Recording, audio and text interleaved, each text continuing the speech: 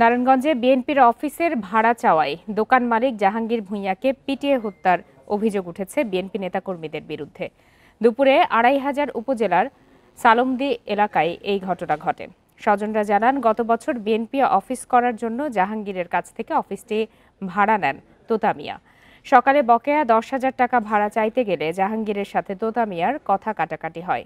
এক পর্যায়ে তোতার অনুসারীরা জাহাঙ্গীরকে ধরে বিএনপি অফিসে নিয়ে মারধর করে। পরে আহত অবস্থায় উদ্ধার করে উপজেলা স্বাস্থ্য কমপ্লেক্সে নিয়ে গেলে চিকিৎসক তাকে মৃত ঘোষণা করেন।